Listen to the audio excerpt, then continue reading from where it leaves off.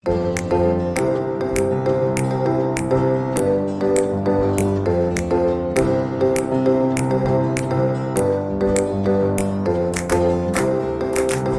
Students, आज हम देखेंगे चैप्टर नंबर 8। ओके, आज हम देखेंगे चैप्टर नंबर 8 जिसका नाम है ट्रिग्नोमेट्री।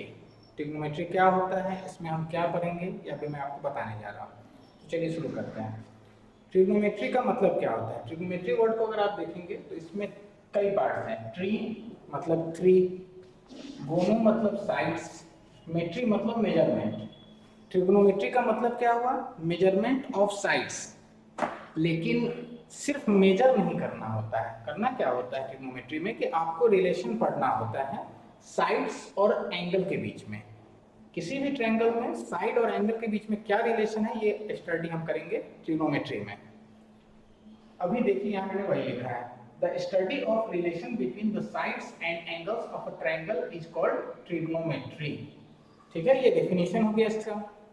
अब ट्रिग्नोमेट्री में हम स्टडी रिलेशन का कैसे करते हैं, तो उसके लिए हम रेशियोज लेते हैं। मतलब एंगल का साइड के रेशियो के साथ क्या रिलेशन है वो हम पढ़ते हैं इस चैप्टर में। और आपके स्टैंडर्ड के लेवल पर हमें बस एक्यूट एंगल्स, मतलब angles which are less than 90 degree greater than 0 degree, sorry, okay, ऐसे एंगल्स के रेशियोज को हम पढ़ेंगे।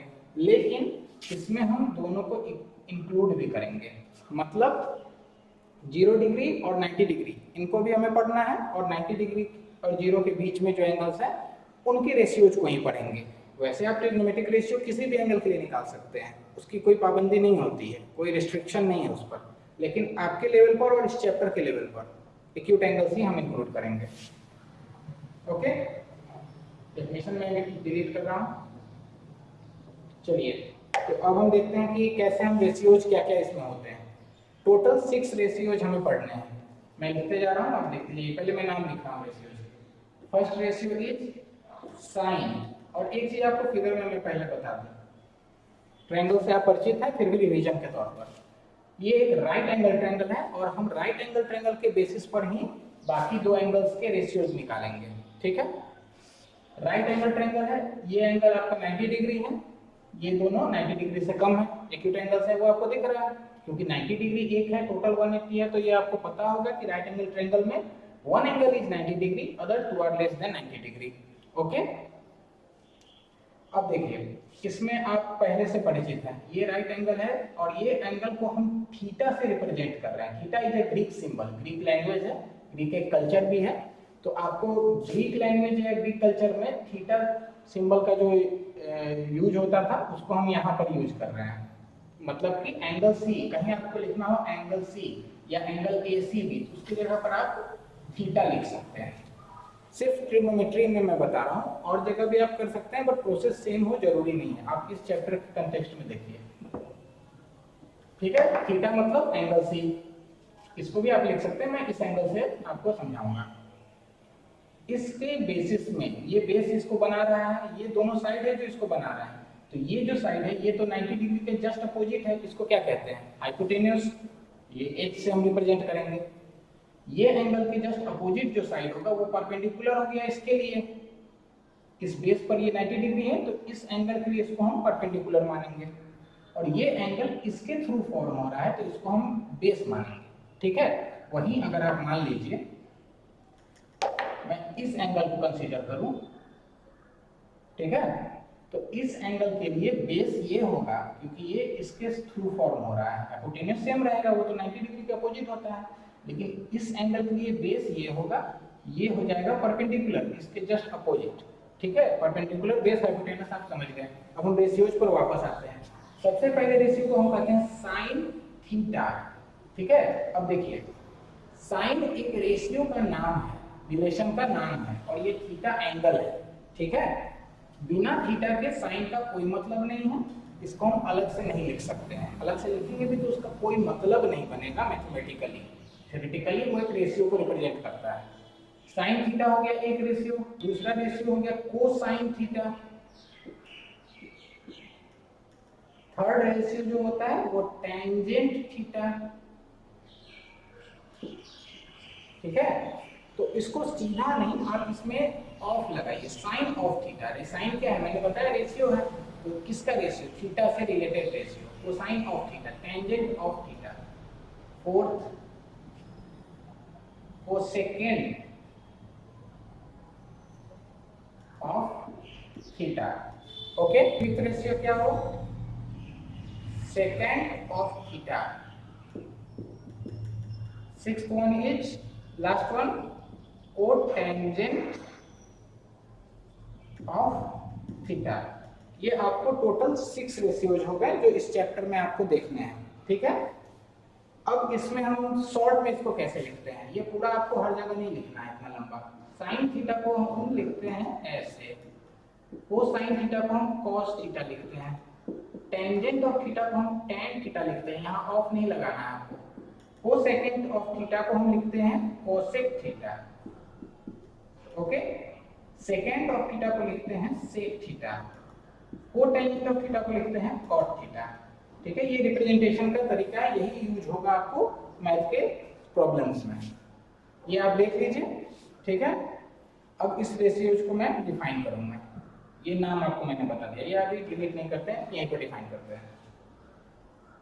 First one sine theta, sine theta को हम डिफाइन करते हैं, थीटा का जो परपेंडिकुलर है, मतलब इसके अपोजिट जो साइड है, तो perpendicular divided by hypotenuse,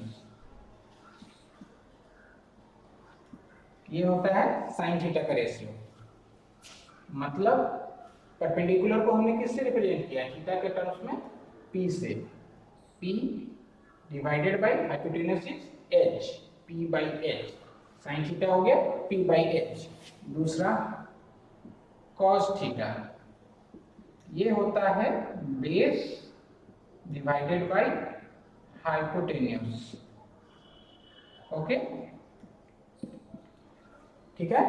base divided by hypotenuse, base को हम b से रिप्रेजेंट कर रहे हैं, फिगर में देखिए, इसका बेस ये है तो b से रिप्रेजेंट किए, hypotenuse is represented by h, b by h। Third one is tan theta, tan theta आपको होता है परपेंडिकुलर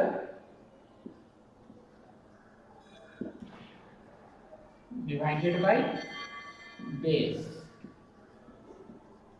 ये इसका फॉर्मूला होता है रेशियो का, थीटा का perpendicular p divided by base b, ये हो गया। बाकी के 3 रेशियोज मैं इधर लिख देता हूं। फोर्थ वन क्या है, cosecant of theta, sorry cosecant of theta, okay. इसको हम लिखते हैं शॉर्ट में क्या, cosec theta.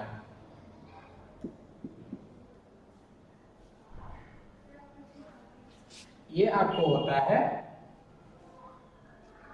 Base, sorry hypotenuse divided by perpendicular,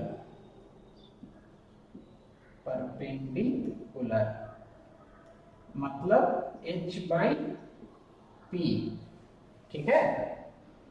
ये हो गया cosec theta. Fifth one is sec theta, okay.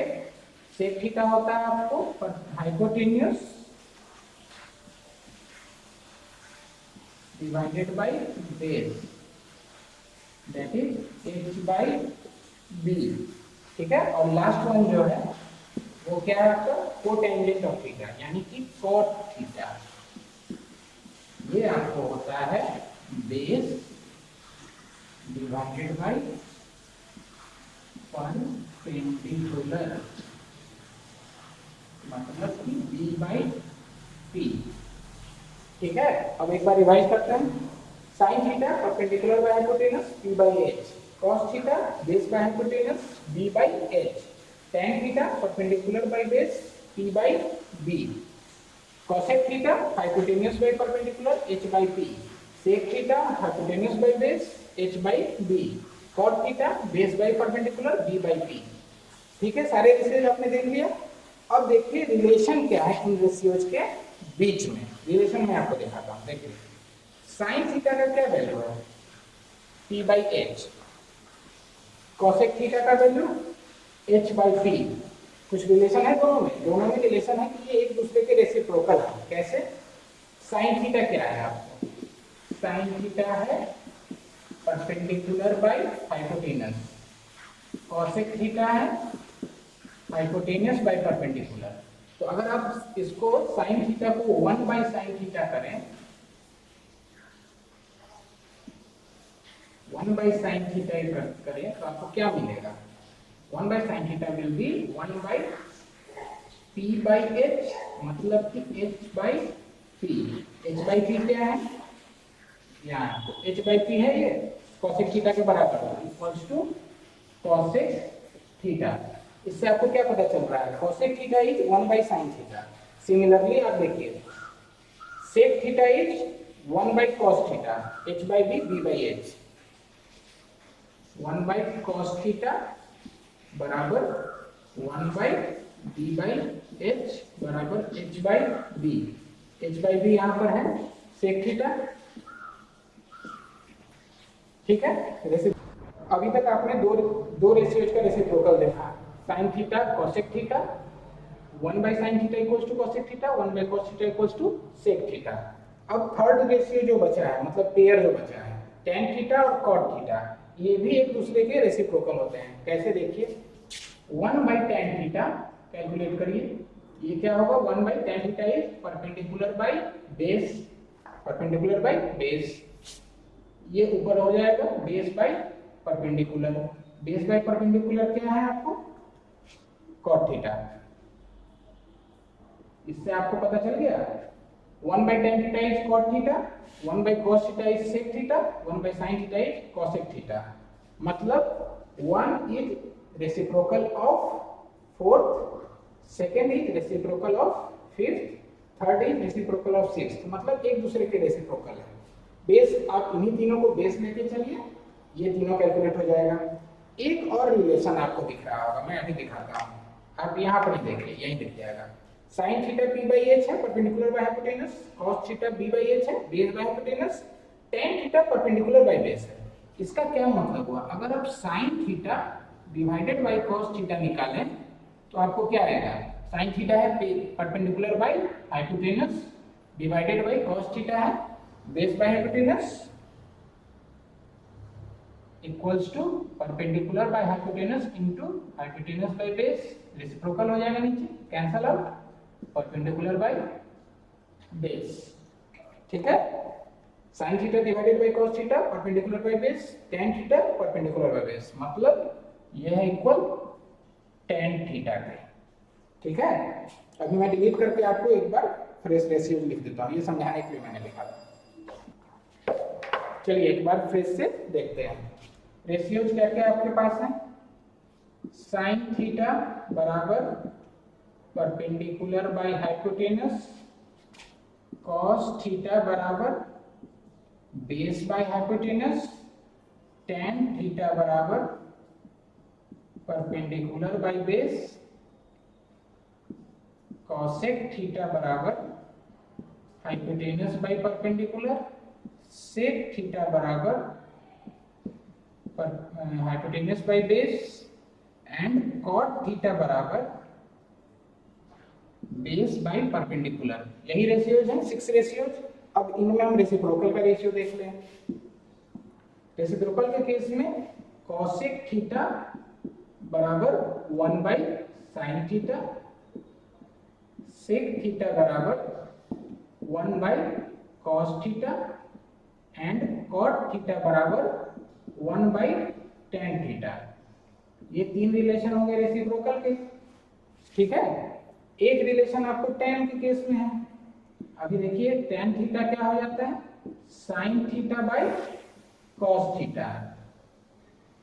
यहां से एक और आप cot के रिलेशन में भी जा सकते हैं। कैसे, cot थीटा क्या दिया गया 1/tan, तो cot थीटा बराबर हो गया 1/tan, मतलब इसका reciprocal cos theta divided bye sin theta. इसको आप कैलकुलेट करके देख लीजिए अगर कंफ्यूजन हो, जैसे मैंने अभी बताया था कि tan theta sin by cos कैसे हो गया, तो sin बाई cos आप कैलकुलेट कर लिए थे, उसी तरह cos बाई sin कैलकुलेट करिए, cos का वैल्यू पुट करिए, sin का वैल्यू पुट करिए, कैंसल आउट होके आपको cot थीटा मिल जाएगा। ये आपके ट्रिग्नोमेट्रिक रेशियोज हो गए। अब इसमें देखिए इनके बाकी प्रॉपर्टीज क्या होते हैं ट्रिग्नोमेट्रिक रेशियोज के। ये थीटा था कौन सा एंगल, एंगल सी। अगर हम इस एंगल के लिए रेशियोज निकालेंगे तो ये सारी फॉर्मूला वही होगा, लेकिन परपेंडिकुलर और बेस का मतलब चेंज हो जाएगा। इसके केस में परपेंडिकुलर ये साइड होगा, इस एंगल के केस में अपोजिट साइड, और बेस ये साइड हो जाएगा, तो उसके अकॉर्डिंग वैल्यू चेंज हो जाएगी।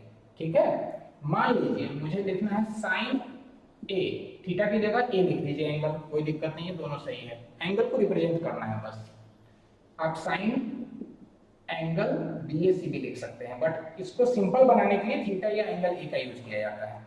अब इसी फिगर में अगर आपको साइन ऑफ ए निकालना हो तो क्या करें, साइन ऑफ एंगल ए को देखते हैं। Sine of angle A perpendicular यानी BC divided by hypotenuse AC, hypotenuse तो चेंज नहीं होगा। Cos of angle A base by hypotenuse होता है, तो बेस क्या है इसके लिए, ये side AB divided by AC। tan आप निकाल लीजिए, फिगर से निकालिए, रेसिप्रोकल बाद में यूज करिएगा। tan क्या होगा, परपेंडिकुलर बाय बेस यानी BC by AB, BC by AB। बाकी रेशियोज आप इससे निकाल लेंगे। ठीक है, ये आपको हो गया। अब देखिए इनकी कुछ प्रॉपर्टीज, जैसे ये जो एंगल है, ये एंगल का और भी आगे, जैसे इसको आगे हम बढ़ा दें, मान लीजिए इस तरह का ट्रायंगल बना दें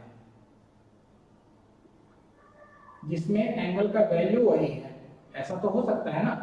मान लीजिए पुराना ट्रायंगल आपका, ये नया ट्रायंगल है DE, ओके, ये पुराना ट्रायंगल था, ये 90 डिग्री, ये भी 90 डिग्री, AB। ठीक है, अब समझ में आ रही है बात। ये आपका पुराना ट्रायंगल था, हमने इस साइड को बढ़ा दिया और इस साइड को बढ़ा दिया और इसको मिला दिया। ठीक है, एंगल ये तो अभी चेंज नहीं हुआ, वही रह गया। तो ये एंगल अगर चेंज नहीं होता है तो जो ट्रिग्नोमेट्रिक रेशियोज आएंगे वो भी चेंज नहीं होंगे। ट्रिग्नोमेट्रिक रेशियोज चूंकि रेशियो है, ये साइड जितना बढ़ रहा है उतना ही ये साइड भी बढ़ रहा है। ठीक है, उतना ही आपको इसके अकॉर्डिंग ये साइड भी बढ़ रहा है। ये आपको कैलकुलेट नहीं करना है, याद रखना है कि कोई भी एंगल अगर फिक्स है तो साइड का लेंथ से ट्रिग्नोमेट्रिक रेशियो पर फर्क नहीं पड़ेगा, वैल्यू उतनी ही आएगी। एंगल के बेसिस पर ट्रिग्नोमेट्रिक रेशियो चेंज होते हैं, साइड के लेंथ पर नहीं होंगे। अब एक और चीज, जैसे आपको अलजेब्रा में क्या होता है, a स्क्वायर लिखते हैं या a+1 का होल स्क्वायर लिखते हैं, इस तरह से स्क्वायर को रिप्रेजेंट करते हैं। अब ऐसे नहीं लिखते हैं ना a+1 स्क्वायर, ये दोनों दो मतलब हो गया, ये इसका मतलब कि a+1 का स्क्वायर, इसका मतलब whole square. Sine theta cos theta tan theta मतलब ट्रिग्नोमेट्रिक रेशियोज के केस में आप ऐसे लिखिएगा तो गलत नहीं है। ये साइन थीटा का होल स्क्वायर मतलब हम इसकी जो वैल्यू आएगी उसको होल स्क्वायर कर रहे हैं। सिंप्लिसिटी के लिए, आसानी के लिए इसको ऐसे भी रिप्रेजेंट करते हैं, साइन स्क्वायर थीटा। इसका मतलब ये नहीं कि साइन का स्क्वायर और थीटा का स्क्वायर नहीं, थीटा और साइन साथ में है, इसका मतलब ये है साइन थीटा का whole square is sine square theta. Similarly cos theta हो गया, cos थीटा का square equals to cos square theta. tan sin tan cosec cos cot सब कुछ ऐसे ही लिखेंगे। एक दो चीज आप देख सकते हैं, जैसे हाइपोटेनस है, ठीक है, ये सबसे बड़ा साइड होता है, तो ये अगर बेस में है तो इससे छोटा ही ये होगा ऊपर का साइड। तो ये रेशियो का मैक्सिमम वैल्यू कितना आएगा, एक्यूट एंगल के केस में ही बात हो रही है, इस रेशियो का मैक्सिमम वैल्यू 1 आ सकता है। कैसे, इसको आप इस तरह से समझिए, मान लीजिए ये साइड अगर नीचे की ओर झुकना शुरू हो, ये ऐसे हो जाए, ये ऐसे हो जाए, होते होते ये नीचे मिल जाएगा, तो ये दोनों को अप्रोक्सीमेटली सेम लेंथ का मान लेते हैं उस केस में, तो फिर ये दोनों बराबर हो जाएगा तो 1 होगा। लेकिन परपेंडिकुलर किसी भी केस में हाइपोटेनस से बड़ा नहीं हो सकता है। अगर बड़ा नहीं होगा ऊपर का वैल्यू तो डिवीजन में कभी 1 से बड़ा वैल्यू नहीं आएगा। जैसे 4/3 है तो ये 1 से ज्यादा आएगा, लेकिन 2/3 है ये तो 1 से कम ही रहेगा ना, और 3/3 1 के बराबर हो जाएगा। कहने का मतलब है कि न्यूमरेटर यहाँ कभी भी हाइपोटेनस से बड़ा नहीं होगा। तो साइन की वैल्यू मैक्सिमम 1 जाएगी, कॉस की वैल्यू भी मैक्सिमम 1 ही जाएगी। ठीक है, ओके, आपने देख लिया ट्रिग्नोमेट्री क्या होती है, ट्रिग्नोमेट्रिक रेशियोज क्या क्या होते हैं, उनका रिलेशन क्या होता है साइड के साथ, ये सब आपको बता दिया गया। रेसिप्रोकल और tan और cot का साइन और कॉस के टर्म्स में वैल्यू क्या होती है। अब आप चैप्टर को आगे पढ़िए, एक्सरसाइज 7.1 को सॉल्व करिए। जो प्रॉब्लम आपको उसमें आए वो आप ग्रुप में पोस्ट करिए, व्हाट्सएप ग्रुप में, आपको उसकी सॉल्यूशन वहाँ पर दी जाएगी। ठीक है, नेक्स्ट डे मतलब नेक्स्ट वीडियो में हम देखेंगे कि ट्रिग्नोमेट्रिक रेशियोज जो हैं ये स्पेसिफिक एंगल के लिए क्या वैल्यू रखते हैं। मतलब थीटा की जगह अगर हम कुछ खास एंगल ले 0, 30, 60, 90 इस तरह से ले 0 डिग्री, 30 डिग्री, 60 डिग्री, 90 डिग्री, तो क्या वैल्यू मिलता है। फिक्स वैल्यूज होती हैं। अभी मैंने बताया कि डिग्री यहाँ अगर हो, थीटा फिक्स हो तो वैल्यू फिक्स रहेगा, साइड पर डिपेंड नहीं करेगा। इसलिए हम कुछ स्पेसिफिक एंगल के लिए नेक्स्ट क्लास में नेक्स्ट वीडियो में देखेंगे कि क्या रेशियो का वैल्यू आता है। Okay, thank you.